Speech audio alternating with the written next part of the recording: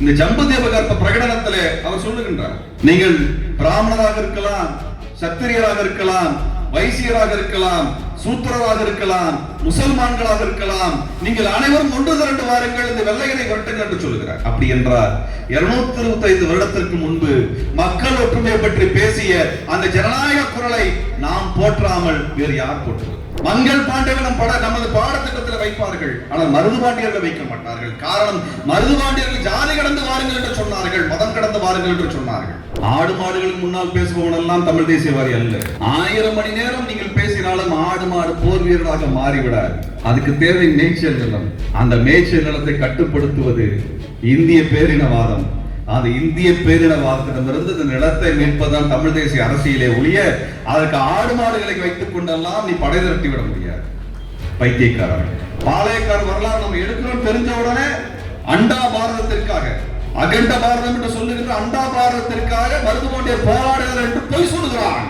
அன்றைக்கு வெள்ளையன் கொடி பறந்தது, இன்றைக்கு பாரதிய ஜனதா கட்சி கொடியும் RSS கொடியும் பறக்கிறது என்றால் அவர்கள்தான் அந்நியர்கள், அவர்கள்தான் எதிரிகள். அந்த எதிரிக்கு எதிராகத்தான் நாங்கள் ஒன்றுபட்டு இருக்கிறோம். மருது பாண்டியர்கள் வெளியிட்ட இந்த அறிக்கை, நீ சாதி மதம் கடந்து தமிழராய் ஒன்றுபட்டு இந்த நிலத்தை மீட்பதற்காக வர வேண்டும் என நடத்திய இந்த புரட்சியை நினைவு கூறுகின்ற இந்த நாளில் மே 17 இயக்கம் இந்துத்துவ அமைப்புகளுக்கு சொல்லுகிறது, எங்கள் மண்ணில் எங்கள் நிலத்தில் இருக்கக்கூடிய எந்த வழிபாட்டு தளத்தின் மீதும் உன் கை வைக்கப்படும் என்றால் அந்த விளைவுகளை எதிர்கொள்ளக்கூடிய திராணி உனக்கும் உன் தலைமையில் நாக்பூருக்கும் கிடையாது என்பதை இந்த மண்ணிலிருந்து சொல்லுவதற்கு கடமைப்பட்டிருக்கின்றேன்.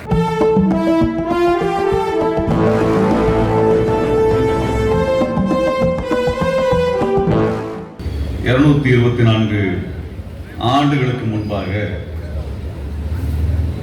இதே நகரத்தில் இந்த சாலை வழியாக ஒரு புரட்சி முழக்கத்தை கையில் எடுத்துக்கொண்டு மருது சகோதரர்கள் சாதி மதம் கடந்து இந்த நிலத்தை வெள்ளையனிடமிருந்து மீட்க வாருங்கள் என்ற வரலாற்று சிறப்புமிக்க பிரகடனத்தை வெளியிட்டார்கள். அந்த சாலைகளில் நிற்பதிலே பெரிய மகிழ்ச்சி எங்களுக்கு. இது வரலாற்று சிறப்புமிக்க சாலை, இது வரலாற்று சிறப்புமிக்க நகரம். அதுவரை இந்தியாவில் எந்த அரசனும் எந்த படை தளபதியும் சொல்லாத வார்த்தைகளை எழுதி சாசனமாக மருது பாண்டியர்கள் வெளியிட்டார்கள். அரசனோ தளபதிகளோ அமைச்சர் பெருமக்களோ அந்த காலத்தில் விடுதலை பெற வேண்டும் என்று முழங்கினால் எங்கள் அரசன் ஆண்டு கொண்டிருக்கக்கூடிய அந்த நாட்டை விடுதலை செய்யுங்கள் என்றுதான் முழக்கத்தை வைப்பார்கள். நீங்கள் அரசன் ஆள்கின்ற சோழ நாடோ பாண்டிய நாடோ பல்லவ நாடோ சேர நாடோ என்று நாட்டின் பெயரை சொல்லி அதை விடுதலை செய்ய வேண்டும் என்றுதான் படைகட்டுவார்கள். ஆனால் வரலாற்றில் முதல் முறையாக மக்கள் வாழ்கின்ற நிலத்தை மீட்க வாருங்கள் என்று ஜம்பு தீபகற்ப நிலத்தை நீங்கள் வெள்ளையனிடமிருந்து விடுதலை செய்யுங்கள் என்ற ஒரு பிரகடனத்தை வெளியிட்டவர்கள் மருது பாண்டியர்கள். ஜம்பு தீபகற்பம் என்ற வார்த்தை நமக்கு புதிய வார்த்தை. தமிழ் மக்கள் வாழ்கின்ற இந்த தமிழ்நாடுதான் ஜம்பு தீபகற்பம் என்று அன்றைக்கு அடையாளப்படுத்தப்பட்டது. நாவலந்தீவு என்று சொல்லுவார்கள்.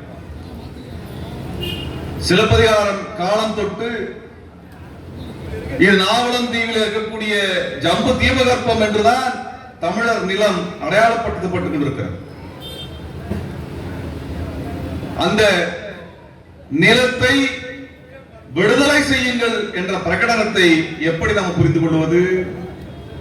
அதை தமிழர்கள் வாழ்கின்ற இந்த தமிழ் நிலத்தை வெள்ளையனிடமிருந்து மீட்டெடுங்கள் என்கின்ற முழக்கமாகத்தான் பார்க்க முடியும். அப்படி மக்கள் வாழ்கின்ற நிலத்தை, தமிழன் வாழ்கின்ற நிலத்தை மீட்டெடுக்க வாருங்கள் என்று ஒரு முழக்கத்தை 224 வருடங்களுக்கு முன்பாக ஒரு புரட்சியாளனால் யோசிக்க முடியும் என்றால் அவருடைய அரசியல் என்ன என்பதை நாம் புரிந்து கொள்ள வேண்டும். மருதுபாண்டியர்களுக்கு நாங்கள் நடத்துகின்ற இந்த நிகழ்வு பாளையக்காரர்களினுடைய புரட்சியை எந்த மண்ணிலெல்லாம் இருந்து அவர்கள் நடத்தினார்களோ அந்த மண்ணிலெல்லாம் நாம் ஒரு மாநாட்டை நடத்த வேண்டும் என்று நாங்கள் நடத்தி கொண்டிருக்கிறோமே, அதற்கான காரணம் என்னவென்றால், பாளையக்காரர்கள் புரட்சி என்பது எளிய தமிழ் மக்களின் எழுச்சி என்பதை வரலாறு வழியாக நாம் புரிந்து கொள்ள வேண்டியிருக்கிறது. 4 ஆண்டுகளுக்கு முன்பு, 5 ஆண்டுகளுக்கு முன்பு குடியானவர் கழகம் என்ற ஒரு கட்டுரையை நான் எழுதி கொண்டிருக்கும் பொழுது ஒரு அரசியலை நான் பார்க்க முடிந்தது, கவனிக்க முடிந்தது. 15ஆம் நூற்றாண்டில் இருந்து ஆரம்பித்து பாளையக்காரர்கள் காலம் வரை 300 ஆண்டுகளாக தமிழ் நிலத்தில் ஏழை எளிய மக்கள் அரசுக்கு எதிராகவும் வரி கொடுமைக்கு எதிராகவும் தொடர்ச்சியாக போர் நடத்தி கொண்டிருந்திருக்கிறார்கள்.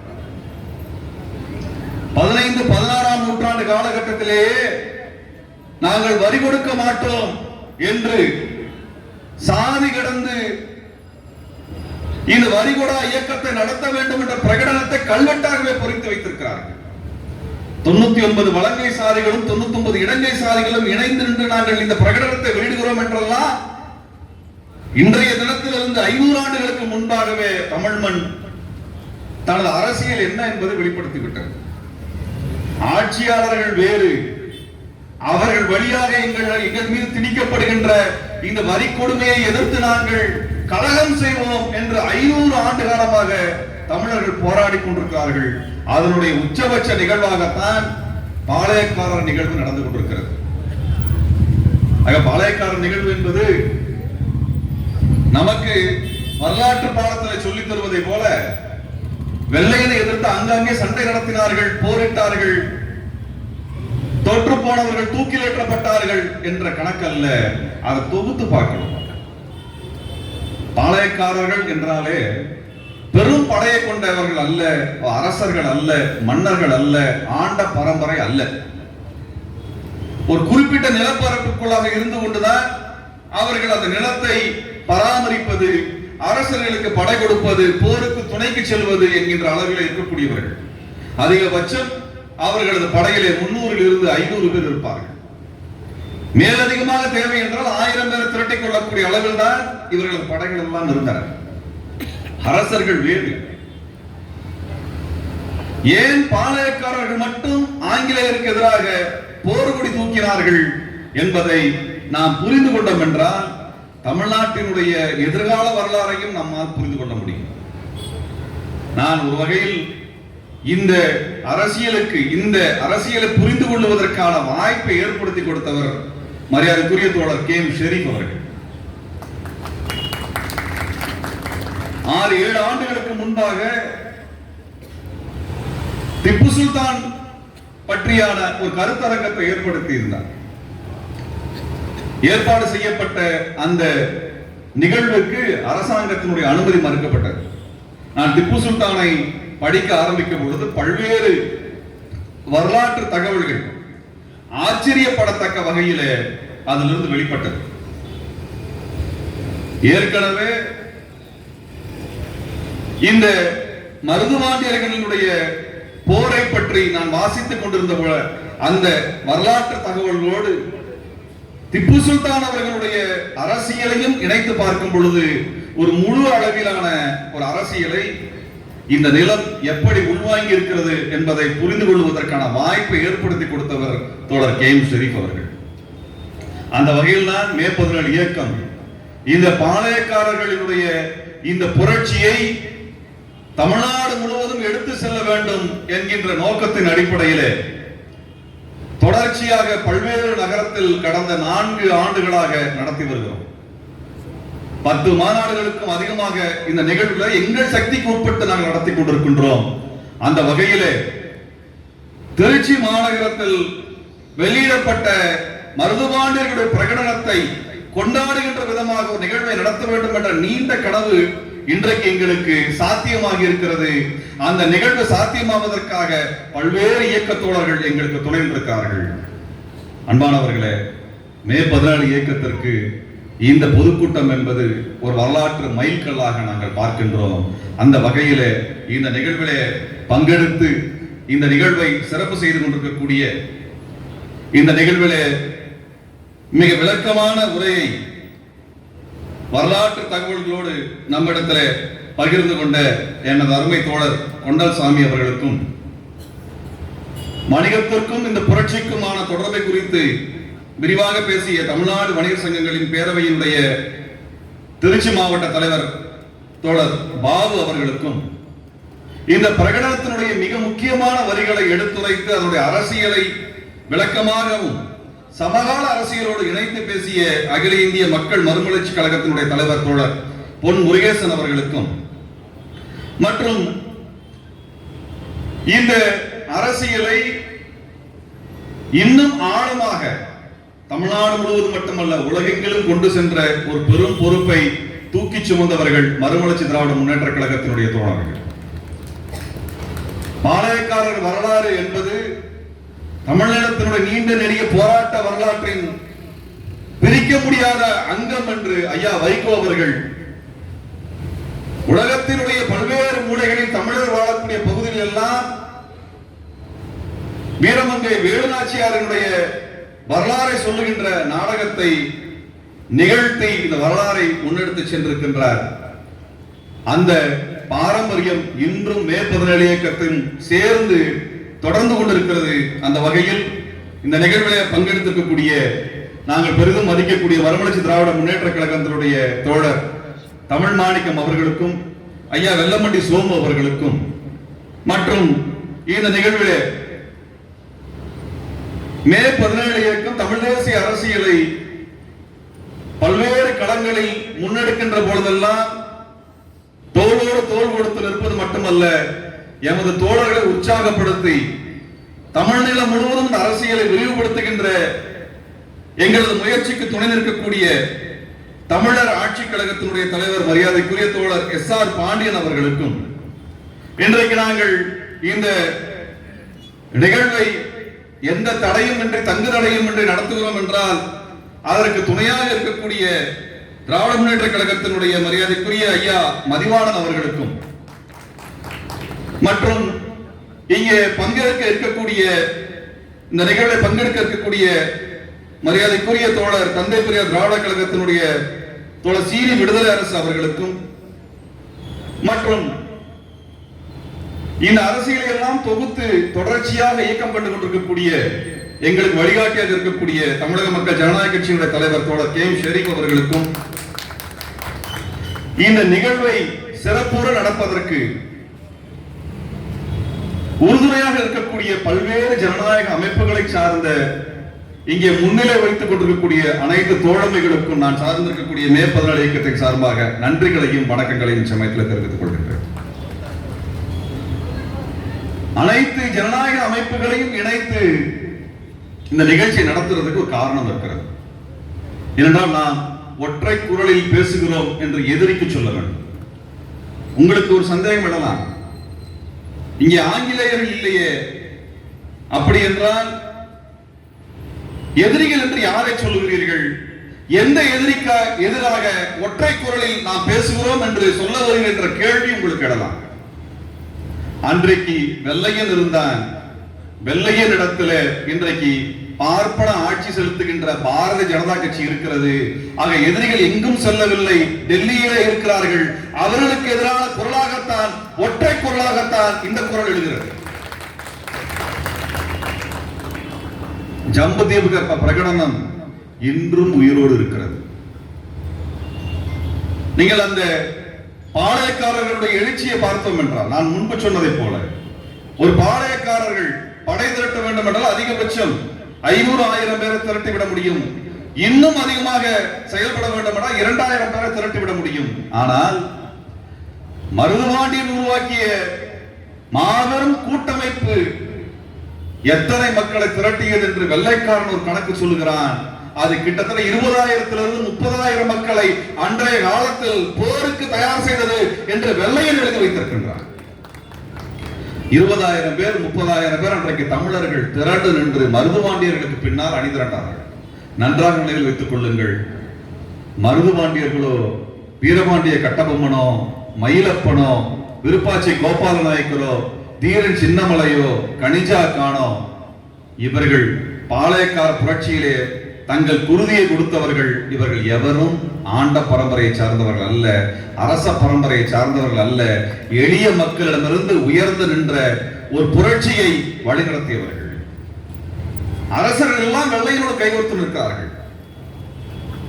அது பேஷ்வாக்களாக இருந்தாலும் சரி, அல்லது நிஜாம்களாக இருந்தாலும் சரி, நவாபுகளாக இருந்தாலும் சரி, இவர்கள் எல்லாம் வெள்ளையனோடு கைகோர்த்து நிற்கும் பொழுது அரசனுக்கு எதிராகவும் வெள்ளையனுக்கு எதிராகவும் இந்த பாளையக்காரர்களோடு 30,000 மக்கள் ஒன்று திரண்டார்கள் என்றால் அந்த புரட்சியை நான் என்னவென்று சொல்வது?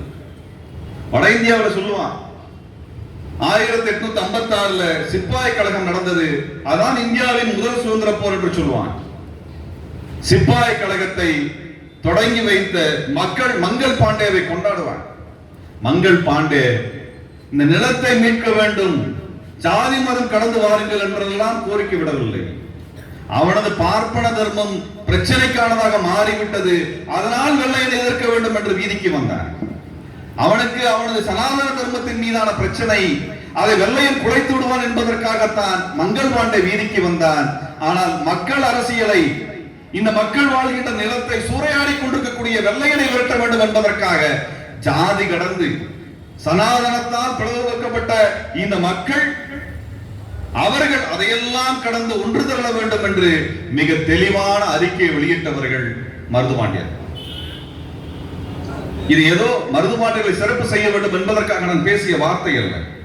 இந்த ஜம்பு தேவகற்ப பிரகடனத்திலே அவர் சொல்லுகின்றார், நீங்கள் பிராமணராக இருக்கலாம், சத்திரியராக இருக்கலாம், வைசியராக இருக்கலாம், சூத்திரராக இருக்கலாம், முசல்மான்களாக இருக்கலாம், நீங்கள் அனைவரும் ஒன்று திரண்டு வாருங்கள், இந்த வெள்ளையனை விரட்டுங்கள் என்று சொல்லுகிறார். அப்படி என்றால் 225 வருடத்திற்கு முன்பு மக்கள் ஒற்றுமையை பற்றி பேசிய அந்த ஜனநாயக குரலை நாம் போற்றாமல் வேறு யார் போற்றுவது? வேறு யார் போற்றுவது? மங்கள் பாண்டேக்கு படம் எடுப்பான், மங்கள் பாண்டேவை நமது பாடத்திட்டத்தில் வைப்பார்கள், ஆனால் மருதுபாண்டியர்கள் வைக்க மாட்டார்கள். காரணம், மருதுபாண்டியர்கள் ஜாதி கடந்து வாருங்கள் என்று சொன்னார்கள், மதம் கடந்து வாருங்கள் என்று சொன்னார்கள். ஆனால் மங்கள் பாண்டியனுடைய அரசியல் அது அல்ல. நாம் அவர்களை குறைத்து மதிப்பிடவில்லை. அவர்களது காலத்தை கடந்து இந்த மக்களை ஒன்று திரட்ட வேண்டும் என்ற ஒரு ஜனநாயக சிந்தனையோடு அவர்கள் இல்லை. ஆனால் எமது மருதுபாண்டியர்கள் என்றார்கள். இத்தனைக்கும் 1856 நடந்த வடநாட்டில் நடந்த புரட்சிக்கு 50 ஆண்டுகளுக்கு முன்பாகவே தமிழ்நாடு எழுந்து இந்த புரட்சி கூட்டமைப்பை உருவாக்கியது. இன்னும் ஆழமாக சொல்ல வேண்டும் என்றால் 1856க்கு 100 ஆண்டுகளுக்கு முன்பாகவே பூலித்தேவன் அந்த போரை ஆரம்பித்து விட்டார். ஒண்டி வீரனும் பூலித்தேவனும் அழகுமுத்துக்கோனும் அன்றைக்கு வெள்ளையனுக்கு எதிராக அந்த சண்டையை நடத்தினார்கள். அதற்கு பிறகு கான்சாகிப், அதற்கு பிறகு இந்த பாளையக்காரர்கள் எல்லாம் தனித்தனியாக போரிட்டு மாழ்வது அல்லது தனித்தனியாக போரிட்டு வெள்ளையனை வெல்லுவது என்பது சாத்தியமில்லை. ஆகவே நாம் எல்லாம் ஒன்று சேர வேண்டும் என்று ஒரு கூட்டமைப்பை உருவாக்கி சண்டை நடத்தினார்கள். நாம் இன்னைக்கு படிக்கிற மாதிரி வீரபாண்டிய கட்டபொம்மன் தனியாக அங்கே சண்டை போட்டார், மருதுபாண்டியர்கள் தனியாக இங்கே சண்டை போட்டார்கள். தீரன் சின்னமலை இவர்கள் கண்ணுக்கு தெரியாத ஏதோ ஒரு மூலையில சண்டை போட்டார் என்றெல்லாம் இல்லை. இவர்களுக்குள்ளாக நெருக்கமான நட்பு இருந்தது, இவர்களுக்குள்ளாக ஒரு புரிந்துணர்வு இருந்தது, இவர்களுக்குள்ளாக ஒரு கூட்டமைப்பு இருந்தது. எப்படி தோழர் கே எம் ஷெரீப் அவர்களும் குடந்தை அரசன் அவர்களும் தோழர் எஸ்.ஆர். பாண்டியன் அவர்களும் மே 17 இயக்கமும் மறுமலர்ச்சி திராவிட முன்னேற்ற கழகம் விடுதலை சிறுத்தைகள் கட்சியும் கம்யூனிஸ்ட் இயக்கங்களும் இஸ்லாமிய இயக்கங்கள் எல்லாம் ஒன்று திரண்டுங்க இந்த சனாதன அரசியலுக்கு எதிராக களத்தில் நிற்கிறோமோ, அது போல ஒரு கூட்டமைப்பு 225 வருடத்திற்கு முன்பே மருதுபாண்டியர்கள் உருவாக்கி வைத்திருக்கிறார்கள். அதுதான் முக்கியம். அன்றைக்கு அவர்கள் தமிழ் நிலத்தை விடுதலை செய்ய வேண்டும் என்ற முழக்கத்தை முன்வைத்தார்கள். அது இந்த மண்ணிலே இந்த தெருவின் வழியாக ஒருவேளை சின்னமருது சென்றிருக்கலாம். அப்பேற்பட்ட திருவிழன் என்று பேசுவதை விட வேறு என்ன பெருமை நமக்கு வேண்டும், வேறு என்ன சிறப்பு வேண்டும்? இந்த நிலம் வரலாற்று சிறப்பு மிக்க. ஒவ்வொரு முறையும் இந்த பகுதியில் செல்லும் பொழுது நினைத்துக் கொள்ளுங்கள், உங்களோடு சின்னமருதுவும் பிரகடனத்தை எடுத்து உங்களோடு நடந்து வருகிறார் அல்லது குதிரையில் வருகிறார் என்பதை ஒரு காலம் மறந்து விடாமல் அவர் சொன்ன முழக்கத்தை நினைத்து பாருங்கள். வெள்ளையனுக்கு எதிராக நீங்கள் அணிதிரளவில்லை என்றால் நீங்கள் தமிழ் மக்களுக்கு பிறந்தவனாக நான் பார்க்க முடியாது என்று சொல்கிறார். தமிழ் மக்களுக்கு நீங்க பிறந்தவனாக நான் பார்க்க முடியாது என்று சொல்கிறார். அவர் உள்ளத்தில் குடிகொண்டிருக்கக்கூடிய அந்த விடுதலை வேட்கையை நான் புரிந்து கொள்ள வேண்டும். இன்றைய காலத்திலிருந்து 225 வருஷத்துக்கு முன்னாடி பார்த்தாலுமே அந்த பிரகடனம் அவ்வளவு நுணுக்கமாக அவ்வளவு அரசியலாக இருக்கிறது. ஆனா நாங்கள் இந்த கூட்டத்தை கடந்த மாதம் நடத்துவதாக இருந்தோம். ஜூன் மாதம் 16ஆம் தேதி 1801 வெளியிடப்பட்ட பிரகடனம் அதே நாளில் நடத்த வேண்டும் என்று விரும்பினோம். எங்களுக்கு இருக்கக்கூடிய பொருளாதார நெருக்கடியின் காரணமாக உடனடியாக நடத்த முடியவில்லை. காரணம், அதே தினத்திலே எங்களுக்கு கோயம்புத்தூருடைய கோவை புரட்சிக்காக மருதுபாண்டியர்களும் வீரன் சின்னமலையும் விருப்பாச்சி கோபால நாயக்கரும் சேர்ந்து நடத்திய அந்த போரை பற்றியான நிகழ்வு எங்களுக்கு அங்கு இருந்தது. அதனால் அடுத்த நாள் இங்கே நடத்த முடியாது, நாம் 27ஆம் தேதி நடத்திக் கொள்ளலாம் என்று காவல்துறையிடம் நாங்கள் அனுமதி கேட்டிருந்தோம். ஜம்பு தீபகற்பனா என்னன்னு தெரியாது, மருதுபாண்டிய அரசியல்னா என்னன்னு புரியாது, திருச்சியின் வரலாறும் தெரியாத ஒரு சங்கி கூட்டம், RSS கூட்டம், அவனும் இதே நாள்ல நாங்க கூட்டம் நடத்தணும் அறிவிச்சான். எதுக்கு? மருதுபாண்டியர் பிரகடனம் பண்ணிட்டாங்க, அதுக்கு நாங்கள் கூட்டம் நடத்துறோம். என்னடா இவங்களுக்கு திடீர்னு அறிவு வந்துருச்சா? தமிழர்களை பற்றி இவ்வளவு அக்கறையோட இருக்கிறானேன்னு எடுத்த அறிக்கையை பார்த்தா, அகண்ட பாரதத்திற்காக மருதுபாண்டியர்கள் அறைகோல் விடுத்தார்கள் ஒரு அறிக்கை போட்டிருக்கான். நம்ம கேட்க வேண்டியது என்னன்னா, RSS காரன்ட்ட, இந்த சங்கி பயலுக்கிட்ட, இந்துத்துவ அமைப்பிட, ஏன்னா மருதுபாண்டியன் ஆப்கானிஸ்தான் விடுதலைக்கா போறதுக்கு போறேன்னு சொன்னாரு. அகண்ட பாரதம்னா நீ ஆப்கானிஸ்தான்ல இருந்து பர்மாவில இருந்து மலேசியா வரைக்கும் ஒரு மேப் போட்டு வச்சிருக்கிற. இந்த மேப் போட்டதுக்காகவே உன்னை தேச துரோகி என்று இந்த அரசு கைது செய்திருக்க வேண்டும். ஆனால் விட்டு வைத்திருக்கிறார்கள். அகண்ட பாரதத்திற்கெல்லாம் மருதுபாண்டியர்கள் போரிட வரவில்லை. இந்த தமிழ் நிலம் விடுதலை அடைய வேண்டும் என்று மிக தெளிவாக சொல்லியிருக்கிறார்கள். அவர்கள் ஜம்பு தீபகற்பம் என்று, தீபகற்பம்னா எது? 3 வருவம் கடல் சூழ்ந்த நிலப்பரப்பு. அதை விட வேற என்ன தெளிவு வேண்டும்? அன்பானவர்களே, நமக்கு நம்முடைய வரலாறை பாதுகாக்க வேண்டிய பொறுப்பு இருக்கிறது. இல்லை என்றால் நமது வரலாறை எல்லாம் அவன் கணக்கில் எழுதிவிட்டு போய்விடுவான். அவன் கணக்கில் எழுதிவிட்டு போய்விடுவான். RSS காரனுக்கு மருதுபாண்டியரை பற்றி என்ன அக்கறை? என்ன அக்கறை? மருதுபாண்டியரை பற்றி என்ன அக்கறை? மருதுபாண்டியர்கள் ஒரு கூட்டமைப்பு உருவாக்குனாங்க என்பதை நான் சொன்னேன். அவர்கள் தமிழ்நாடு அளவில் ஒரு கூட்டமைப்பு உருவாக்குறாங்க. அங்கே தெற்கு பகுதியிலே நெல்லை பகுதியில் இருக்கக்கூடிய பாளையங்களை எல்லாம் இணைத்து நெல்லை புரட்சி குழு, ராமநாதபுரம் பகுதியில் இருக்கக்கூடியவர்களை எல்லாம் இணைத்து அந்த சேது புரட்சி குழு, சிவகங்கை புரட்சி குழு, திண்டுக்கல்ல விருப்பாச்சி நாயக்கர் கோபால நாயக்கர் இருக்கிறார், அவரோடு சேர்த்து திண்டுக்கல் பகுதியினுடைய புரட்சி கூட்டமைப்பு, கொங்கு பகுதியில தீரன் சின்னமலை, கனிஜாக்கான் போன்றவர்கள் எல்லாம் இருக்கிறார்கள், அவர்களோடு கொங்கு பகுதியினுடைய கூட்டமைப்பு, இவற்றையெல்லாம் இணைக்கிறார்கள். இவற்றையெல்லாம் இணைக்கிறார்கள். இதோடு நிற்கவில்லை.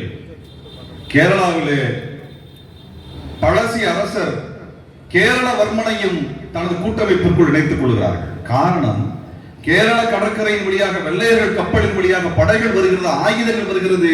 அதை தடுக்க வேண்டும் என்றால் கேரள பகுதியில் நமக்கு கூட்டணியில இணைவதற்கான கூட்டாளிகள் வேண்டும் என்று கேரளாவில் இணைத்துக் கொள்கிறார்கள். அவர்கள் அதோடு நிற்கவில்லை. கர்நாடகத்திலே திப்பு சுல்தானோடு உறவை மேற்கொள்கிறார்கள். திப்பு சுல்தானுக்கு மறைவுக்கு பிறகு கர்நாடகத்துடைய வடக்கு பகுதி, இன்றைக்கு கோவா பகுதி சொல்லுகிறோமே, அந்த பகுதியில ஹைதர் அலியினுடைய படையில இருந்த ஒரு மாபெரும் வீரன் தூந்தாஜி வாக் என்கின்ற ஒரு போர் வீரன் 5000 குதிரைகளை கொண்ட படையை வைத்துக் கொண்டு வெள்ளையனை எதிர்த்து போர் புரிந்து கொண்டிருக்கின்றான். அந்த துந்தாஜி வாகுக்கு தூது அனுப்புகிறார்கள். நீங்க புரிஞ்சுக்கணும், எதிரிக்கு எதிராக அனைவரையும் ஒன்று திரட்டுவது என்பது மருதுபாண்டியர்களுடைய யுக்தி. இதுல எங்கே சாதி வந்தது? எங்கே மதம் வந்தது? இனம் என்கின்ற அடையாளம் கூட வரவில்லை. அவர் மலையாளத்தில் கேரளாவில் இருக்கக்கூடிய மலையாள அரசனையும் கன்னட பகுதியினுடைய அரசர்களையும் கன்னட பகுதியுடைய தளபதிகளையும் இஸ்லாமிய தளபதிகளையும் இணைத்து ஒரு கூட்டமைப்பை உருவாக்குகிறார். தமிழ்நாட்டில் அனைத்து சாதியை சார்ந்தவர்களும் அந்த படையிலே அந்த கூட்டமைப்பில் இருக்கிறார்கள். துந்தாஜிவாக ஒரு மாபெரும் போர் வீரன். இவர்கள் எல்லாம் இணைத்து அந்த போர் திட்டம் என்பதை அவர்கள் கோவை பகுதியிலே கோவை நகரத்தை தாக்க வேண்டும் என்று திட்டம் வகுக்கிறார்கள். அந்த திட்டத்திற்கு தலைமை தாங்குகிறவர் தீரன் சின்னமலையாக இருக்கிறார். ஒவ்வொரு பகுதியிலிருந்து அந்த கோவை கோட்டையை நோக்கி படைய நகர்த்துகின்ற பொறுப்பை திப்பு சுல்தானுடைய படையில் இருந்த தளபதிகள் பொறுப்பேற்றுக் கொள்கிறார்கள். ரோனுல்லா கான் பொறுப்பேற்றுகிறார், முகமது ஆசம் பொறுப்பேற்றுகிறார். இப்படி பலர் அதை பொறுப்பேற்றுக் கொள்கிறார்கள். இப்படி படை நகர்த்துவதும் இதற்கு பயிற்சி அளிக்கக்கூடிய வேலையை விருப்பாட்சி கோபால நாயக்கர் பழனியில் இருக்கக்கூடிய காடுகளுக்குள்ளாக அவர்களுக்கு பயிற்சியை கொடுக்கின்றார். இந்த திட்டத்தை வரையறை செய்து வகுத்து கொடுக்கக்கூடிய பணியை மருதுபாண்டியர்கள் செய்கிறார்கள். இந்த போரில் கட்டபொம்மன் தூக்கிலிடப்பட்ட பிறகு இருக்கக்கூடிய அவரது தளபதிகள் எல்லாம் இந்த போரில் இணைந்து கொள்கிறார்கள். கேரளாவில் இருந்து கேரளவர்மன் 100 பேரை அனுப்புகிறார்.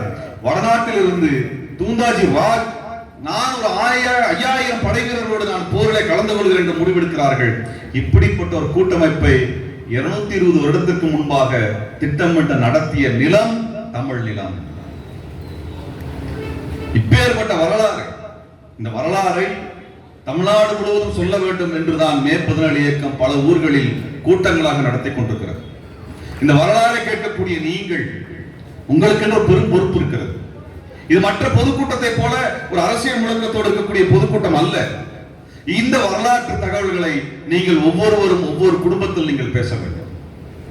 இன்றைய நாளில் நீங்க நினைச்சாலும் வாட்ஸ்அப்ல உலகத்தில் எங்க இருக்கிற செய்தி அனுப்ப முடியும், மின்னஞ்சல் அனுப்ப முடியும், தொலைபேசியில் பேச முடியும், நேரில் சென்று விட முடியும், விமானத்தை எடுத்து அவர்களை நாம் பார்த்து விட முடியும்.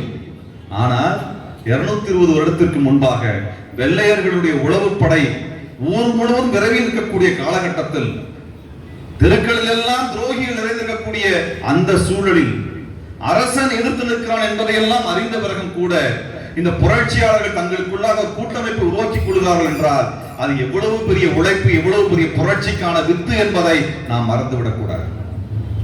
ஒரு மாபெரும் போர் திட்டத்தை வகுத்தவர் அவர்கள். இதை எவ்வாறு புரிந்து கொள்ள வேண்டும் என்ற ஒரு சம்பவத்தை சொல்லுகிறேன். பழனியிலே கோவை தாக்குவதற்கான படையை தயாரிக்கிறார்கள், பயிற்சி எடுக்க வைக்கிறார்கள். இந்த படை பழனியிலிருந்து ஜூன் மாதத்தில் கோவை கோட்டையை தகர்க்க வேண்டும் என்கின்ற திட்டம் இலக்கு வரையறை செய்யப்படுகிறது. ஜூன் மாதம் 10ஆம் தேதி 1800 கோவை கோட்டையை தகர்ப்பதற்கு பழனியில் இருந்து படை கிளம்ப வேண்டும் என்றால், இன்றைக்கு பழனியில பஸ் ஏறினா 2 மணி நேரத்தில் கோயம்புத்தூர் போயிட முடியும். அந்த காலத்தில் ஒருவேளை குதிரையில் ஏறினால் நீங்க ஒரு நாளில் சென்று விடலாம். ஆனால் 2 மாதங்கள் காடுகளில் மறைந்து மறைந்து புரட்சியாளர்கள் கோவையை நோக்கி நெருங்கி செல்கிறார்கள் என்றால் அவர்களது திட்டம் எவ்வளவு நுணுக்கமானதாக இருக்கும் என்பதை யோசித்துக் கொள்ளுங்கள். 2 மாத காலம், ஏப்ரல் மாதத்தில் கிளம்புகின்ற அந்த புரட்சி படை காடுகளில் மறைந்து ஒளிந்து பொதுமக்களாக அவர்கள் கோவையை ஊடுருவுகிறார்கள். அவர்கள் செல்லும் பொழுது ஆயுதங்களை எடுத்து செல்ல முடியாது. ஆயுதங்களை எப்படி கொண்டு சென்றார்கள்? அன்றைய காலகட்டத்தில் வெள்ளையர்கள் அனைத்து இடங்களிலும் உளவாளிகளை வைத்திருந்தார்கள். ஆயுதங்களை கொண்டு செல்ல முடியாது. ஆயுதங்கள் எப்படி எடுத்து செல்லப்பட்டது என்றால், அங்கே பழனியில் இருந்து கோவை வரை இருக்கக்கூடிய இஸ்லாமியர்களுடைய மசூதிகள் தான் ஆயுத கிடங்குகளாக மாறி இருந்தன என்பதை நாம் மறந்துவிடக் கூடாது.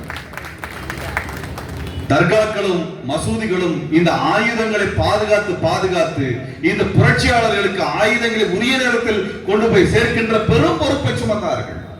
இன்னைக்கு சொல்றான் சிக்கந்தர் தர்காவை இடிக்கிறேன், முஸ்லிம்கள் உங்களுக்கு எதிரி என்று பேசலாம். ஆனால் அன்றைக்கு அவர்கள் தான் தங்களது வழிபாட்டு தலங்களை எல்லாம் திறந்து வைத்து இந்த புரட்சியாளர்களை பாதுகாத்தவர்கள் என்கின்ற வரலாறை ஊர் முழுவதும் சொல்ல வேண்டிய பொறுப்பு நமக்கு இருக்கிறது. ஊர் முழுவதும் சொல்ல வேண்டும், இந்த வரலாறை சொல்ல வேண்டும். மசூதியின் மீது கை வைத்தால் நமது புரட்சிகர வரலாறின் மீது கை வைப்பதாக அர்த்தம் என்பதை அவனுக்கு புரியும்படியாக சொல்ல வேண்டும். மருதுபாண்டியர்கள் வெளியிட்ட இந்த அறிக்கை, நீ சாதி மதம் கடந்து தமிழனாய் ஒன்றுபட்டு இந்த நிலத்தை மீட்பதற்காக வர வேண்டும் என நடத்திய இந்த புரட்சியை நினைவு கூறுகின்ற இந்த நாளில் மே 17 இயக்கம் இந்துத்துவ அமைப்புகளுக்கு சொல்லுகிறது, எங்கள் மண்ணில் எங்கள் நிலத்தில் இருக்கக்கூடிய எந்த வழிபாட்டு தளத்தின் மீதும் உன் கை வைக்கப்படும் என்றால் அந்த விளைவுகளை எதிர்கொள்ளக்கூடிய திராணி உனக்கும் உன் தலைமையின் நாக்பூருக்கும் கிடையாது என்பதை இந்த மண்ணிலிருந்து சொல்லுவதற்கு நான் கடமைப்பட்டிருக்கின்றேன். எங்கள் பின்னால் மருதுபாண்டியர் வரலாறு இருக்கிறது, எங்கள் பின்னால் தீரன் சின்னமலையின் வரலாறு இருக்கிறது, திப்பு சுல்தான் வரலாறு இருக்கிறது, ஹைதர் அலியின் வரலாறு இருக்கிறது, துண்டாஜி வாக்கின் வரலாறு இருக்கிறது. உனக்கு என்ன வரலாறு இருக்கிறது? உனக்கு என்ன வரலாறு இருக்கிறது? துந்தாஜி வாகை காட்டி கொடுத்த பேஷ்வாக்களின் வரலாறு கூட வரலாறு. அன்றைக்கு மராத்திய அரசர்கள் வெள்ளையரோடு சேர்ந்து கொண்டு இந்த புரட்சிக்கு முதுகெலும்பாய் நின்று கொண்டிருந்த துந்தாஜி வாகை அழித்தொழிப்பதற்கு வெள்ளையனுக்கு காட்டி கொடுத்த வரலாறு தான் அந்த பேஷ்வா, மராத்தி பேஷ்வாக்களின் வரலாறு. அந்த மராத்தி பேஷ்வாக்களின் வழித்தோன்றர்கள் தான் RSS காரன், இந்துத்துவ அமைப்பினர், பாரதிய ஜனதா கட்சி என்பதை மறந்து விடாதீர்கள். உனது துரோகம் 224 ஆண்டுகளாக தொடர்ந்து கொண்டிருக்கிறது. உனக்கு வேறு உனது அரசியலை வேறு இருக்கக்கூடிய மண்ணாக திருச்சி இருக்கும் என்பதை சமைத்து நான் சொல்லிக் கொள்ள வருகிறேன். எங்கேயாவது நின்று கேட்டுட்டு இருப்ப RSS காரன் வரலாறுலாம் சொல்றாங்க. நீ மத்த ஊர்ல இருக்கிற மாதிரிலாம் தமிழ்நாட்டில் வாலாட்டிட்டு போய்விட முடியாது. தமிழ்நாடு வேறு, எங்களுடைய வரலாறு வேறு. நாங்கள் காலம் காலமாக அந்நிய ஆதிக்கத்திற்கு எதிராக ஜாதி மதம் கடந்து ஒன்றுபட்டு நிற்கக்கூடிய வரலாறை கொண்டவர்கள் நாங்கள். மருதுவாண்டியில் பிரகடனம் போட்டாங்க. அன்றைக்கு யார் சொல்லிக் கொடுத்தா? மருதுவாண்டியருக்கு ஜாதி மதம் கடந்து இதையெல்லாம் கடந்து ஒன்றுபட்டு நிற்கிறது. வெள்ளையனை எதிர்த்து போராடணும். நீ வெள்ளையனை எதிர்த்து போராடவில்லை என்றால் தமிழ் மண்ணுக்கும் தமிழ் பெண்ணுக்கும் பிறந்தவனே கிடையாது என்று சொன்னார்களே. அந்த முழக்கம், புரட்சி முழக்கம் எங்கிருந்து கற்றுக்கொண்டார்கள்? எங்கள் தமிழ் மொழியிலிருந்து கற்றுக்கொண்டார்கள். எங்கள் தமிழ் நிலம் அந்த உணர்வை கொடுத்தது. எங்கள் தமிழ் மொழியை அங்கீகரிக்க வக்கில்லாத பாரதிய ஜனதா கட்சி RSS காரனுக்கு தமிழ்நாட்டில் இடமில்லை என்பதை நாம் உறுதி செய்ய வேண்டும். நாம் உறுதி செய்ய வேண்டும். தமிழ்நாட்டில் பாரதிய ஜனதா கட்சி கொடி, ஒரு கொடி கூட பறக்க முடியாத நிலையை உருவாக்குவதுதான் தமிழகத்தின் விடுதலை. தமிழகத்தின் விடுதலை அதுதான். அன்றைக்கு வெள்ளையன் கொடி பறந்தது, இன்றைக்கு பாரதிய ஜனதா கட்சி கொடியும் RSS கொடியும் பறக்கிறது என்றால் அவர்கள்தான் அந்நியர்கள், அவர்கள்தான் எதிரிகள். அந்த எதிரிக்கு எதிராகத்தான் நாங்கள் ஒன்றுபட்டு இருக்கிறோம். எங்களுக்கு எந்த மாநில கட்சியும் எதிரி கிடையாது. இல்லாத தேசியத்தை தூக்கி பிடித்துக் கொண்டு வந்திருக்கக்கூடிய கட்சிகள் தான் எங்களுக்கு எதிரிகள், தமிழின எதிரிகள், தமிழினத்தின் துரோகிகள். அவர்களுக்கு எதிராக நாங்கள் அனைத்து அமைப்புகளோடும் கைகோர்ப்போம் என்பதை மறந்துவிடக் கூடாது. நாங்கள் தேர்தல் அரசியல் சார்ந்தவர்கள் அல்ல. எங்களுக்கு என்று தனியாக இந்த பதவி ஆசை கொண்டோ நலத்தை கொண்டோ நாங்கள் எங்கள் அரசியல் வடிவமைத்துக் கொள்வதில்லை. நாங்கள் மேதகு பிரபாகரன் வழியில் வந்தவர்கள் என்பதை இந்த சமயத்தில் இந்துத்துவ அமைப்பினருக்கு எடுத்துச் சொல்ல கடமைப்பட்டிருக்கிறோம். சைனடு கூப்பையை கழுத்தில் மாட்டிவிட்டு களத்துக்கு சென்ற ஒரு போர் மரபு எங்களுக்கு இருக்கிறது. வெள்ளையனுடைய பூட்ஸ் காலை நாக்கினாலே தடவி தடவி பாலிஷ் போட்ட வரலாறு உனது வரலாறு. எதிரியை கண்டால் எங்களுக்கு அச்சம் இல்லை, நான் மரணிப்பதற்கு தயாராக வந்திருக்கிறேன் என்று சைனடு குப்பையை அவர் எடுத்து காட்டி போருக்கு சென்ற விடுதலை புலிகள் இந்த தமிழ் நிலத்தினுடைய, இந்த தமிழ் இனத்தினுடைய அடையாளம். அதான் அடையாளம். நம்ம எல்லாருக்கும் ஒரு கடமை இருக்கிறது. தேர்தல் சமயத்தில் இந்துத்துவ அரசியலுக்கு எதிராக இருக்கக்கூடியவர்களை ஆதரிக்கிறோம், அவர்கள் வெற்றி பெற வேண்டும் என்று விரும்புகிறோம், அதில் மாற்று கருத்து இல்லை. தேர்தல் முடிந்த பிறகு என்ன செய்ய போகிறோம்? தேர்தலுக்கு முன்னால் என்ன செய்ய போகிறோம்? மக்களை அரசியல்படுத்த வேண்டும் என்ற அரசியலை நாம் அனைவரும் கையில் எடுக்க வேண்டும். ஒவ்வொரு வீடாக பேசுகிறான் இந்துத்துவவாதி RSS காரன், ஒவ்வொரு பள்ளிக்கூடமாக பேசுகிறான், பயிற்சி கொடுக்கின்றான். தமிழ்நாட்டினுடைய துரோகிகள் RSS பயிற்சி முகாம்களுக்கு இடம் கொடுக்கிறார்கள், பள்ளிகளை திறந்து விடுகிறார்கள், இந்துத்துவ அமைப்பினருக்கு ஆதரவு கொடுக்கிறார்கள். இவர்கள் எல்லாம் தமிழினத்தின் துரோகிகள். மருதுபாண்டியர் சொன்னதை போல இவனெல்லாம் இது தமிழ் நிலத்திற்கும் தமிழ் மண்ணுக்கும் சம்பந்தம் இல்லாத இந்த மண்ணில பிறக்காதவன் என்று சொல்கிறாரே, அந்த வார்த்தைக்கு அடையாளமானவர்கள் என்றெல்லாம் பாரதிய ஜனதா கட்சியை ஆதரிக்கக்கூடியவர்கள் என்பதை மறந்துவிடக்கூடாது. அப்பேற்பட்ட ஒரு அரசியல் இன்னைக்கு வரைக்கும் நடக்கிறது. நான் முன்பு சொன்னேன், வெறும் 100 பேர் 200 பேர் 500 பேர் 1000 பேர் திரண்ட பாளையக்காரர்கள் பின்னால் 10,000 பேர் 20,000 பேர் 30,000 பேர் என்று ஏன் திரண்டார்கள்? காரணம் இருக்கிறது தோழர்களே. வெள்ளையினுடைய வரி கொடுமை அத்தனை மோசமாக இருந்தது. உங்கள் உழவு உற்பத்தியினுடைய விளைச்சலினுடைய அளவை விட 2 மடங்கு 3 மடங்கு அவன் வரி போட்டான். அவர்கள் சொல்லுகிறார்கள், ஒரு கணக்கு இருக்கிறது, பேராசிரியர் ராஜையன் தனது நூலில் எழுதுகிறார். கிட்டத்தட்ட 20-30 கிராமங்களினுடைய ஒட்டுமொத்த விளைச்சலினுடைய மதிப்பு அன்றைய பண மதிப்பின்படி 54,000 பக்கோடாக்கள் என்று கணக்கெடுக்கிறார்கள். 20-30 கிராமத்துல மொத்தமா உற்பத்தியாளருடைய மதிப்பு 54,000 ரூபாய் என்று வைத்துக் கொள்ளுங்கள். பகோடா என்றால் ரூபாய் என்று வைத்துக் கொள்ளுங்கள். ஆனால் வெள்ளைக்காரன் வரி 76,000 பகோடாக்களாக இருக்கிறது. என்ன செய்வார்கள் அந்த மக்கள் என்று சொல்கிறார். உற்பத்தி பண்றதே 54,000-56,000 ரூபாய்க்கு தானாமா. ஆனா வரி 76,000 என்றால் அந்த மக்கள் அந்த நிலத்தை விட்டு, கிராமத்தை விட்டு, தொழிலை விட்டு வெளியேறுகிறார்கள் என்றால் வரி கட்ட முடியவில்லை. அந்த மக்கள் தான் பாளையக்காரர்களுக்கு பின்னால், மருதுபாண்டியர்களுக்கு பின்னால் படையாக அணிதிரள்கிறார்கள். கையில் கிடைத்த ஆயுதங்களை எடுத்துக்கொண்டு படைக்கு செல்கிறார்கள். பாளையக்காரர்களால் ஏன் வெற்றி பெற முடியாமல் போனது என்றால் அவர்களிடத்தில் நவீன ஆயுதங்கள் இல்லை. அவர்களிடத்தில் விடுதலை உணர்ச்சி மட்டும்தான் இருந்தது. நவீன ஆயுதங்களோ போர் பயிற்சியோ அவர்களிடத்தில் இல்லை. அதுக்கு கிடைப்பதற்கு சாத்தியம் இல்லை. அதுக்கான பொருளாதாரம் அவர்களிடத்தில் இல்லை. 20,000 பேருக்கு 30,000 பேருக்கு ஒரு படையாக நிறுத்துவதற்கான பயிற்சி கொடுப்பதற்கான தளம் இல்லை, பணம் இல்லை. அவர் உணவு கொடுப்பதற்கான வசதிகள், வாய்ப்புகள் இல்லை. ஆனால் விடுதலை உணர்வு இருக்கிறது. வெள்ளையனை விரட்ட வேண்டும் என்ற விடுதலை உணர்வு இருக்கிறது. காரணம், வெள்ளையன் விதித்த அந்த வரியில் இருந்து விடுதலை பெற வேண்டும் என்று அந்த மக்கள் விரும்பினார். நான் கேட்கிறேன், இந்த வெள்ளைக்காரன் கட்டுப்பாடு, அரசர்களினுடைய காட்டிக் கொடுத்தல், இதையெல்லாம் மீறி வெள்ளையர்களுடைய கோட்டையாக விளங்கக்கூடிய திருச்சி நகரத்திற்குள் நுழைந்து வெள்ளையன் தேடிக்கொண்டிருக்கக்கூடிய சின்ன மருதினால் மக்கள் ஆதரவு இல்லாமல் இங்க வந்து பிரகடனத்தை இந்த மதில்சுவர்களை ஒட்டிவிட்டு சென்று விட முடியுமா? சொல்லுங்க. மக்கள் ஆதரவில்லை என்றால் வீதிக்குள் வந்து விட முடியுமா? நகரத்திற்குள் வந்து விட முடியுமா? ஒட்டர்கள் கண்ணில் தப்பிவிட முடியுமா? படையிலிருந்து அவர்கள் மீண்டு விட முடியுமா? இதையெல்லாம் கடந்து சின்ன மருது இங்கே வந்து சூழலை பிரகடனத்தை ஒட்டுகிறார் என்றால் மக்களால் இருந்த காரணத்தினால் தான் அந்த புரட்சி முழக்கத்தை முன்வைக்க முடிந்தது. மக்கள் பாளையக்காரர்கள் பின்னால் நின்றார்கள், அரசர்கள் வெள்ளையர்கள் பின்னால் நின்றார்கள்.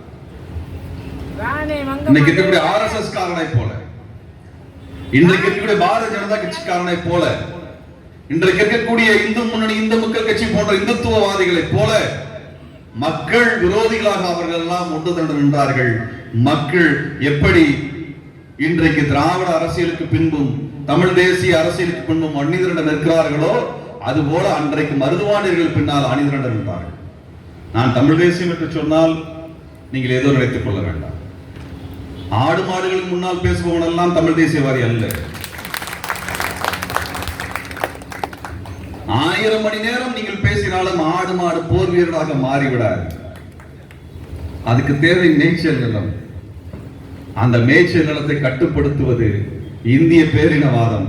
அந்த இந்திய பேரினவாதத்திடமிருந்து இந்த நிலத்தை மீட்பதுதான் தமிழ் தேசிய அரசியலே ஒழிய அதற்கு ஆடு மாடுகளை வைத்துக் கொண்டெல்லாம் நீ படை திரட்டி விட முடியாது. பைத்தியக்காரர்கள். அதுவெல்லாம் தமிழ் தேசியம் அல்ல. அன்பானவர்களே, இந்த பிரகடனத்தினுடைய அரசியலை நான் சொன்னேன். இந்த மக்கள் அணிதிரண்டார்கள், வரிக்கு எதிராக, வரி கொடுமைக்கு எதிராக அணிதிரண்டார்கள். அன்றைக்கு உயிர் போய்விடும் என்கிற நிலை இருந்தாலும் நாங்கள் நிலத்தை மீட்க வேண்டும், வெள்ளையனை வெளியேற்ற வேண்டும் என்று அவர்கள் பாளையக்காரர்களுடைய படைகளிலே அணிதிரண்டு கொண்டார்கள். இதற்கு காரணம் இருக்கிறது. மருதுபாண்டியர்கள் அனைத்து சமூக மக்களையும் ஒன்றிணைத்தார்கள். அனைத்து சமூக மக்களையும் ஒன்று நல்லா புரிந்து கொள்ள வேண்டும். அழகுமுத்துக்கோன் இருக்கிறார் என்றால் அவர் ஜாதிக்காரருக்காக அவர் போரிடவில்லை. புலித்தேவன் இருந்தால் அவர் ஜாதிக்காரருக்காக வரவில்லை. தீரன் சின்னமலை அவர் ஜாதிக்காக இல்லை. ஒண்டி வீரன் இவர் சாதிக்காக இல்லை. மருதுபாண்டியரோ விருப்பாச்சி கோபால நாயக்கரோ அவரவர் சாதிக்காக போரிடவில்லை. அப்படின்னா அந்த ஜாதிக்காரர்கள் மட்டும்தான் போருக்கு போயிருக்க வேண்டும். இத்தனை சாதிகளில் இருந்து போர் வீரர்கள் எப்படி வந்தார்கள்? அவர்கள் ஜாதியை கடந்த அரசியலை முன்வைத்தார்கள். ஆகவே அவர்களை ஜாதி தலைவர்களாக நாம் ஒரு பொழுதும் மாற்றிவிடக் கூடாது. அப்படி மாற்றினால் அவர்களுக்கு நாம் செய்யக்கூடிய அவமரியாதை என்பதை நாம் மறந்துவிடக்கூடாது. மருதுபாண்டியர்களுக்கான மரியாதையோ விருப்பாச்சி கோபால நாயக்கருக்கோ தீரன் சின்னமலைக்கோ பூலித்தேவனுக்கோ ஒண்டி வீரனுக்கோ அழகுமுத்துக்கோனுக்கோ இவர்களுக்கெல்லாம் நாம் மரியாதை செய்யக்கூடிய நிகழ்வை சடங்காக செய்யக்கூடாது. அந்த போர் மரபை, புரட்சிகர வரலாறை மக்களிடத்தில் எடுத்து சொல்லுகின்ற நிகழ்வாக மாற்றிட வேண்டும். இதை தமிழ்நாட்டில் இருக்கக்கூடிய அனைத்து மாநில கட்சிகளும் ஒவ்வொரு வீதிதோறும் இந்த நிகழ்வை முன்னெடுக்க வேண்டும் என்பது மேற்பதனால் இயக்கத்தினுடைய அன்பான வேண்டுகோள். நம்ம எல்லாரும் பேச வேண்டும். நமது வரலாறு நம்ம பேசணும்னா RSS காரன் வந்து பேசுறானே அகண்ட பாரதத்திற்காக மருதுபாண்டியர் போராடினாங்கன்னு சொல்லிட்டு, அகண்ட பாரதத்துக்காக போராடினாங்க. அகண்ட பாரதம் என்பது எங்க இருக்கிறது? எந்த வரலாறு இருக்கிறது? நீ சொல்லக்கூடிய அந்த பாரதம் என்கின்ற அந்த சொல்லக்கூடிய குறிப்பிடக்கூடிய நிலப்பரப்பு எங்க இருக்கிறது? சிந்து வழியிலிருந்து யமுனை நதிக்கரை வரை இருக்கக்கூடிய அந்த நிலப்பரப்பு தான் நமது பாரதம் என்கின்ற சொல். அதற்கும் காவிரிக்கும் என்ன தொடர்பு? அதற்கும் பாலாருக்கும் என்ன தொடர்பு? அதற்கும் வைகைக்கும் என்ன தொடர்பு? அதற்கும் எங்கள் தாமிரபரணிக்கும் என்ன தொடர்பு? உனக்கு அங்க இருக்குடா, போ, உனக்கு அந்த இடத்துல இருக்கு. உனது புராணத்தில் சொல்லக்கூடிய நிலப்பரப்பு அதுதான். பாரதம் என்கிற நிலப்பரப்பு அதுதான். அந்த நிலப்பரப்பிற்குள் தமிழ் நிலப்பரப்பு எப்படி நீ திணிக்க முடியும்? எப்படி முடியும்? உன் வரலாறுக்கு முன்பாக நீண்ட நெடிய வரலாறு கொண்ட இனம் எங்கள் இனம், தமிழ் இனம். கீழடி சொல்லிவிட்டது வரலாறை. கீழடி தெளிவாக சொல்லிவிட்டது தமிழனின் காலத்தை, தமிழ் மொழியினுடைய அந்த தொன்மையை உலகறிய ஊரறிய அறிவியல் பூர்வமாக நிரூபித்து விட்டது கீழடி. அதை பார்த்து பதறி போய் உட்கார்ந்துருக்கிறான். சரஸ்வதி நதிங்கிறான், பிரம்மாங்கிறான், இந்திரன்கிறான். எங்கடா இருக்கு உங்க ஆளெல்லாம்? உன் ஜாமிக்கெல்லாம் நீங்க கோயிலோட கிடையாதுரா. பிரம்மாவுக்கு கோயில் இருக்கா? இந்திரனுக்கு கோயில் வச்சிருக்கானா? சூரியனுக்கு கோவில் இருக்கிறதா? அவன் சொல்லக்கூடிய அந்த சராசரம் இருக்கக்கூடிய கடவுளுக்கெல்லாம் இங்கே கோயில் இருக்கிறதா? இல்லை. இயற்கை வழிபட்ட தமிழனுக்கு தான், இயற்கையை கடவுளாக வைத்திருக்கக்கூடிய தமிழனுக்கு தான் கோவில் இருக்கிறது. அந்த தமிழ் கடவுளுக்கு தான் கோவில் இருக்கிறது. ஆரிய கடவுளுக்கு கோவில் கிடையாது. இன்றைக்கு வழிபாட்டிலே கிடையாது. இங்க இருக்க கடவுளை எல்லாம் திருடி கொண்டான் அவன். இன்றைக்கு அவன் முருகனை திருட பார்க்கின்றான். முருகனை திருட பார்க்கின்றான். அன்பானவர்களே, இங்கே அவன் திருடி அடித்து கொள்ளையடித்து திரட்டிய வரலாறு தான் அவன் வரலாறு. அதற்கு நமக்கு எந்த தொடர்பும் கிடையாது. எந்த தொடர்பும் கிடையாது. வரலாற்று ஆசிரியர்கள் ஒன்று சொல்லு, தத்துவாசிரியர்கள் ஒன்று சொல்லுவாங்க. இந்திரனுக்கும் கிருஷ்ணனுக்கும் நடந்த சண்டை. அந்த கோவர்த்தனகிரிய மலையை தூக்கி இந்திரன் புழியக்கூடிய மலையிலிருந்து, அந்த மலையிலிருந்து அந்த ஆடு மாடுகளை காப்பாற்றுவதற்கு கிருஷ்ணன் கொடையை தூக்கி பிடிச்சாருன்னு சொல்றாங்க. நம்ம கேட்கிறோம் என்னன்னா, ரெண்டு பேரும் சாமி ஒரே மதத்து சண்டை, ரெண்டு சாமிக்கு எதிராக சண்டை வருது. அது பதில் சொல்லு. ரெண்டு சாமியும் ஒரு மதத்தின் சாமி என்றால் எந்த மதத்திலாவது அந்த மதத்தினுடைய சாமிகளுக்கு சண்டை வந்திருக்கிறதா? ஆசாமிகளுக்கு சண்டை வந்திருக்கிறது, பூசாரிகளுக்கு சண்டை வந்திருக்கிறது. ஆனால் சாமிகளுக்கு எப்படி சண்டை வரும்? எப்படி சண்டை வரும்? காரணம் என்னன்னு பார்த்தா, ஆடு மாடு மேய்க்கக்கூடிய பழங்குடியினுடைய தலைவனாக இருக்கக்கூடியவனை இவன் கிருஷ்ணன் என்று பெயரிட்டு விட்டார். இந்த மக்கள், இந்த பூர்வகுடி மக்களுக்கு எதிராக இருக்கக்கூடிய ஆரியனுடைய கடவுள் தான் இந்திரன். அவன் இந்திரன் என்கின்ற அந்த கடவுளுக்கும், அதாவது ஆரிய குடிக்கும் இந்த மண்ணினுடைய பூர்வ குடிக்கும் நடந்த சண்டையை சாமிக்குள் நடந்த சண்டையாக எழுதி வைத்திருக்கிறான். அதுதான் அந்த புராணத்தில் தெரிகிறது. அவன் புராணத்தை எடுத்து படித்தோம் என்றால் அவனுக்கும் நமக்கும் நடந்த சண்டை தான் இந்த வரலாறாகவே இருக்கிறது. இந்த வரலாறாகவே இருக்கிறது. இன்றைக்கு அவன் முருகன் மீது கை வைக்கின்றான். நமக்கு எந்த பொறுப்பு இருக்கிறது? ஆறுவடை வீடுன்னு பேசுறோம். மருதமலையாக இருந்தாலும் சரி, திருப்பரங்குன்றமாக இருந்தாலும் சரி, பழனியோ அல்லது திருச்செந்தூரோ பழமுதிர்ச்சோலை எதை எடுத்து திருத்தணி எடுத்துக்கொண்டாலும் சரி, எல்லா இடத்திலும் சுப்பிரமணிய சாமி கோவில் என்று சொல்லுகிறான். அது முருகன் கோவில். இரண்டுக்கும் வேறுபாடு இருக்கிறது. சுப்பிரமணிய சாமி என்பது தமிழ் பெயர் அல்ல, தமிழ் பெயர் அல்ல. சூத்திரர்களுடைய சாமி என்றுதான் முருகனை அடையாளப்படுத்துகிறான். எந்த பார்ப்பனரும் முருகன் என்ற பெயர் வச்சிருக்கானா? வடிவேல் என்கின்ற பெயரை வைத்திருக்கிறானா? அல்லது பழனிசாமி என்ற பெயரை வைத்திருக்கிறானா?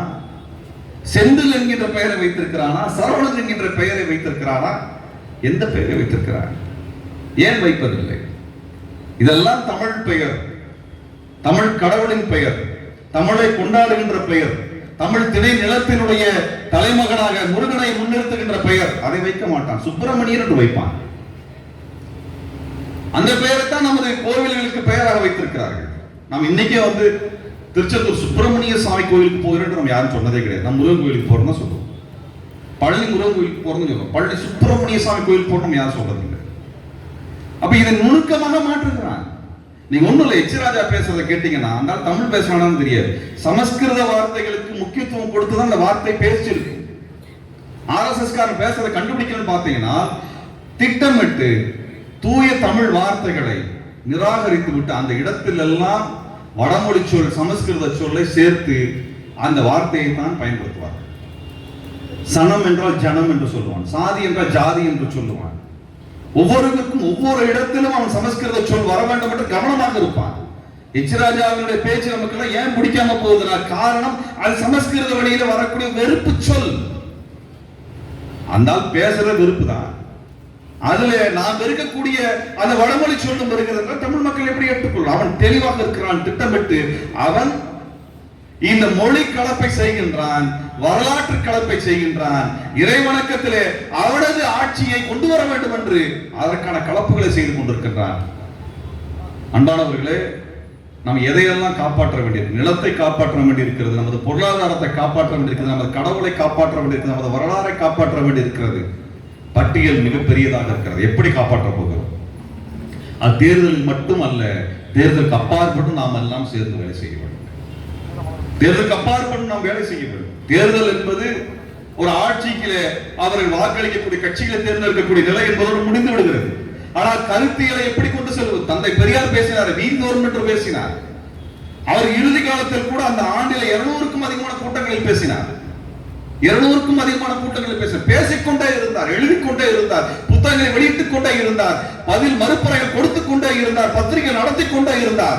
அது ஒரு இயக்கமாக அதை செய்து கொண்டே இருந்த காரணத்தினால்தான் பார்ப்பனர்கள் புரட்சிகளை எல்லாம் அந்தந்த தினத்திலே, அந்தந்த இடத்திலே, அந்தந்த நேரத்திலே அவர்கள் உடைக்க முடிந்தது. அதை நாம் கைவிட்டு விட்டோம் 40 ஆண்டுகளாக என்பதை மறந்துவிடக்கூடாது. விமர்சனத்தோடு நாம் ஏற்றுக்கொள்வோம். தந்தை பெரியாருக்கு பிறகு அந்த பணியை நாம் செய்யவில்லை. தேர்தலுக்கு அப்பாற்பட்டு மற்ற காலத்தில் எல்லாம் நாம் பேச வேண்டும், வீதிதோறும் பேச வேண்டும், இளைஞர்களிடத்தில் பேச வேண்டும், மாணவர்களிடத்தில் பேச வேண்டும், அரசியலை பெண்களிடத்தில் சொல்ல வேண்டும். அதை செய்ய வேண்டிய பொறுப்பு நமக்கு இருக்கிறது. பாளையக்கார வரலாறு நம்ம எடுக்கிறோம் தெரிஞ்ச உடனே அண்டா பாரதத்திற்காக, அகண்ட பாரதம் என்று சொல்லுகின்ற அண்டா பாரதத்திற்காக மருதுபாண்டியர் போராடுகிறார் என்று பொய் சொல்லுகிறான். நேற்று முன்தினம் வேலூருடைய புரட்சி தினம், 199 வருடங்களுக்கு முன்பாக வேலூர் நடந்த புரட்சி தினம். அதற்கு எழுதுகிறான். என்ன எழுதுறான்னா, அவன் எங்கேயுமே மேடை போட்டு பேசுறது இல்லைங்க, வாட்ஸ்அப்ல அறிக்கையை அனுப்பிட்டே இருப்பான். செய்தியை பார்க்கப்ப சாதாரண செய்திமா இருக்கும், படிச்சு பார்த்தா உள்ளுக்குள்ளார ராஜநாகத்தினுடைய விஷம் இருக்கு. வேலூர் புரட்சி கொல்லப்பட்ட திப்பு சுல்தானுடைய மகன்கள் தலைமையில் ஒருங்கிணைக்கப்பட்ட ஜாதி மதம் கடந்து நடந்த ஒரு மாபெரும் புரட்சி, மாபெரும் எழுச்சியர் திட்டமிட நடத்தப்பட்ட ஒரு தாக்குதல், வெள்ளையனை அதிர வைத்த ஒரு தாக்குதல். மயிரிழையில் அது தோற்று போகிறது. இல்லை என்றால் தமிழ்நாட்டின் வரலாறு வேறாக இருந்திருக்கும். அப்ப திப்பு சுல்தானுடைய மகன்கள் நாடு கடத்தப்படுகிறார்கள். அவர் வம்சாவளியை சேர்ந்த இன்னொரு இளைஞன் தூக்கிலிட்டு படுகொலை செய்யப்படுகின்றார். அதே மதம் அல்ல, மதம் கடந்து இந்த நிலத்தை விடுதலை செய்ய வேண்டும் என்று வேலூர் கோட்டையை திட்டமிட்டு நடத்திய அந்த மிக பெரும் புரட்சியை பற்றி RSS காரன் அறிக்கை போடுகிறான். என்னவென்றால், மதமாற்றத்தை தடுப்பதற்காக அங்கே மக்கள் போட்டார்கள் எழுதுகிறார். என்ன மதம்டா? எந்த மதத்துக்கு எதிராக பண்ணார்? எந்த மத மாற்றத்துக்கு எதிராக பண்ணார்? அவன் நோக்கம் என்ன? அவன் நோக்கம் என்ன?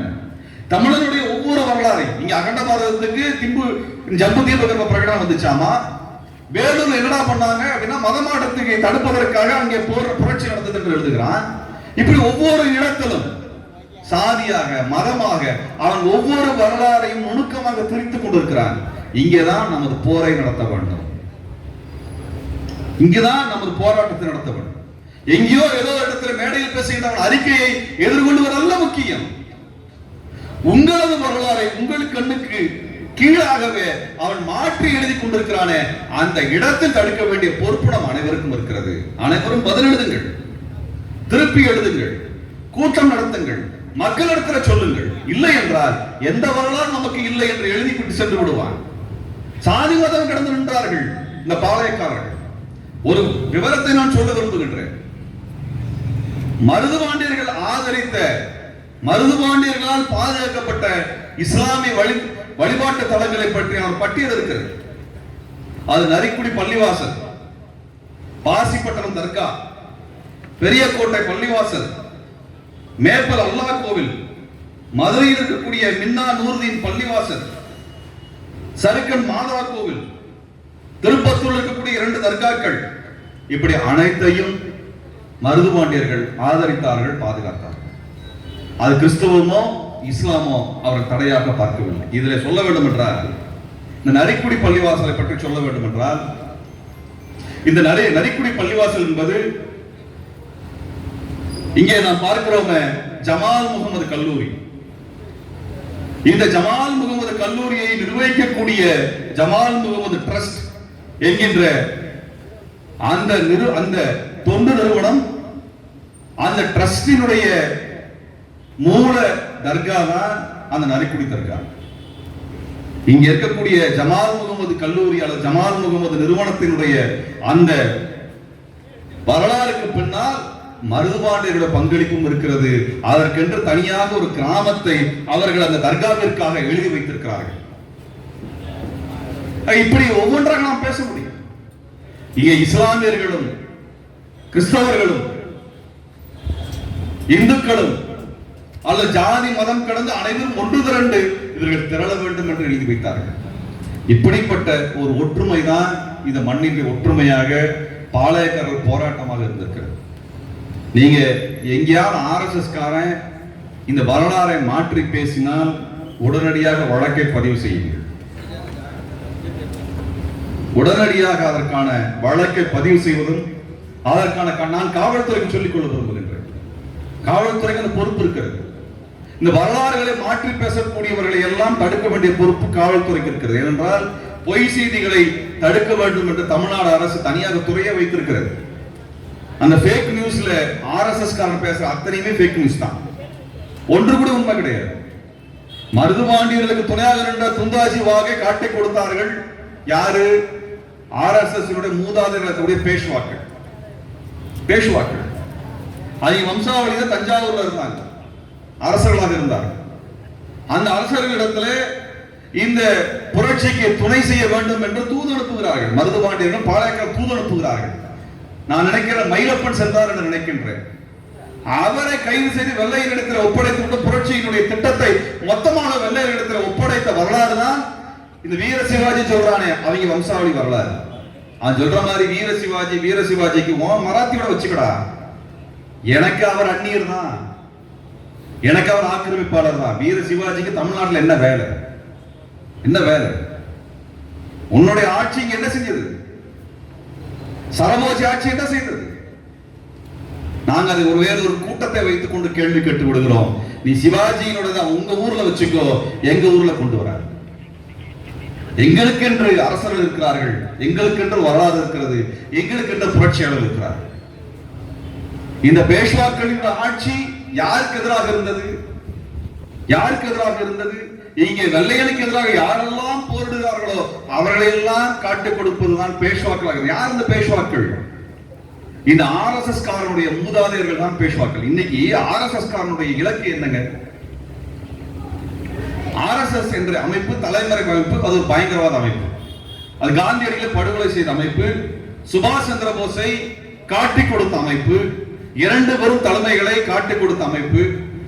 இன்னும் தெளிவாக சொல்ல வேண்டும் என்றால் முத்துராமலிங்க தேவர் சுபாஷ் சந்திர போஸுக்காக படை திரட்டி கொண்டிருக்கும் பொழுது சுபாஷ் சந்திர போஸுடைய படைகளை வீழ்த்த வேண்டும் என்பதற்காக வெள்ளையனுக்காக படை திரட்டி கொடுத்தவர் சாவர்கர்.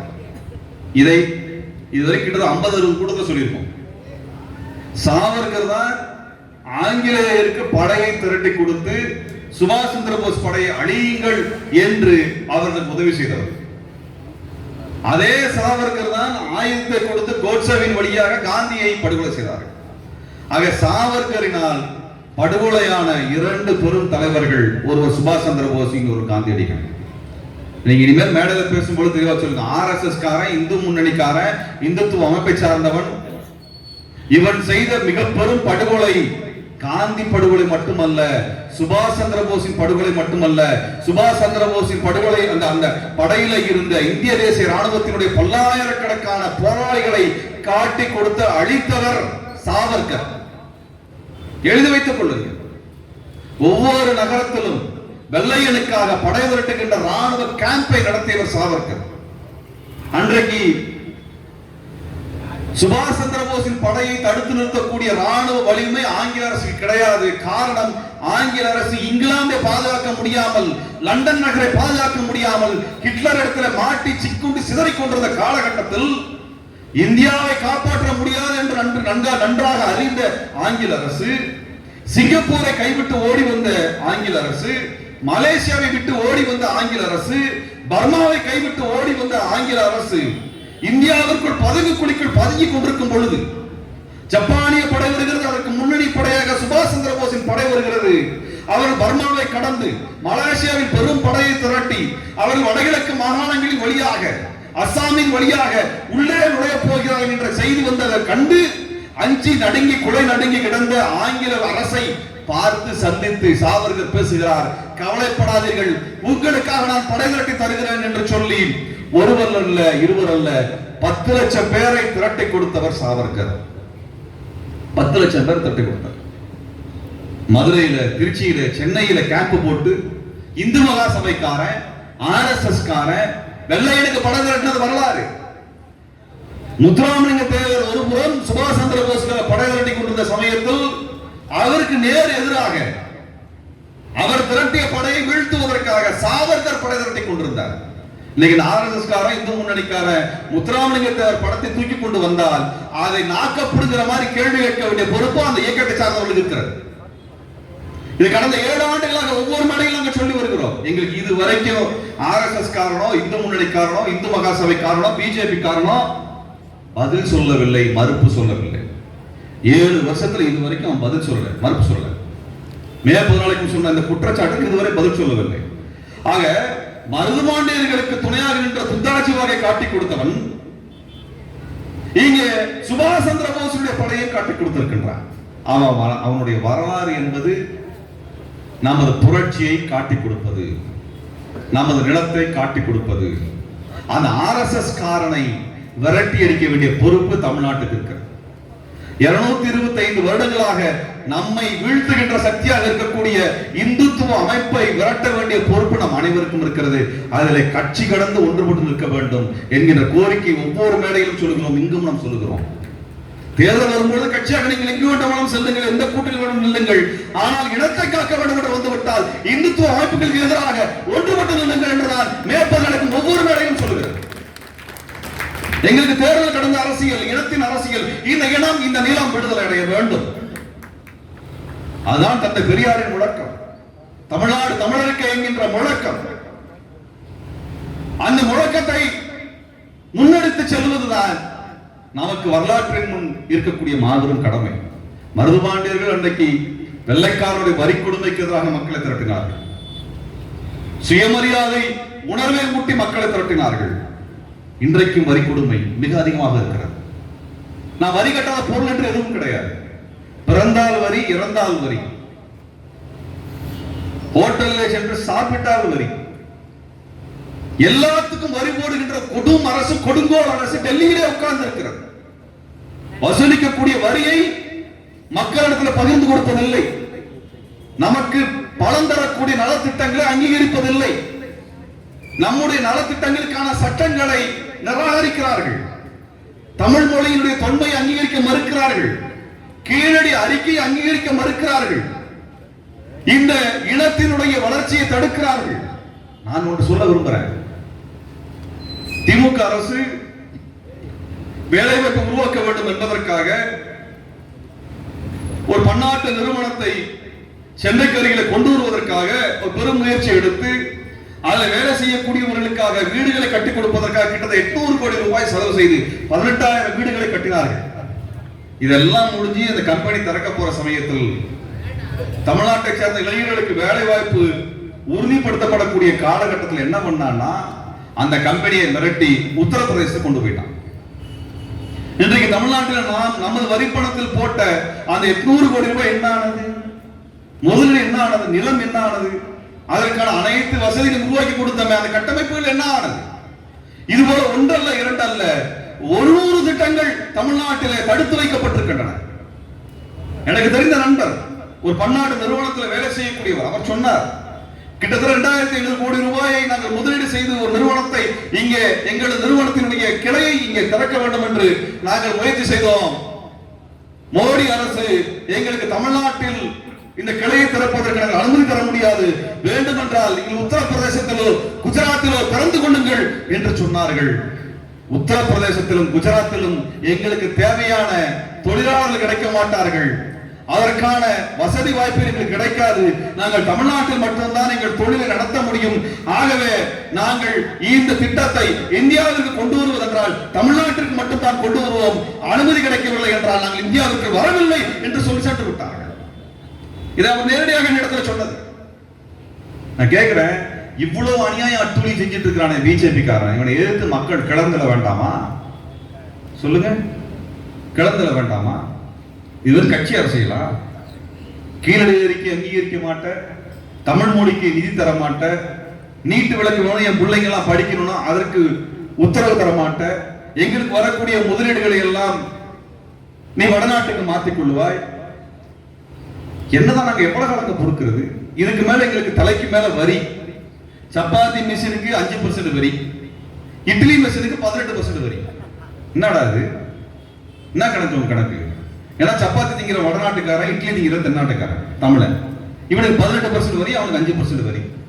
இப்படி நம்ம இரண்டாம் தர மக்களாக நடத்தி கொண்டிருக்கக்கூடிய இந்த பாரதிய ஜனதா கட்சிக்கு எதிரான ஒரு மாபெரும் எழுச்சியை செய்ய வேண்டும் என்றால் மருதுபாண்டியர் பிரகடனத்தை மீண்டும் படித்து பார்க்க வேண்டும். அதில் வெள்ளையன் என்று போட்டிருக்கக்கூடிய இடத்தில் எல்லாம் பாரதிய ஜனதா கட்சி என்று எழுதி வைத்துக் கொள்ளுங்கள். இங்கிலாந்து என்று சொல்லக்கூடிய இடத்துல எல்லாம் டெல்லி அரசு என்று எழுதி வைத்துக் கொள்ளுங்கள். அறிக்கை இன்றும் உயிரோடு தான் இருக்கிறது.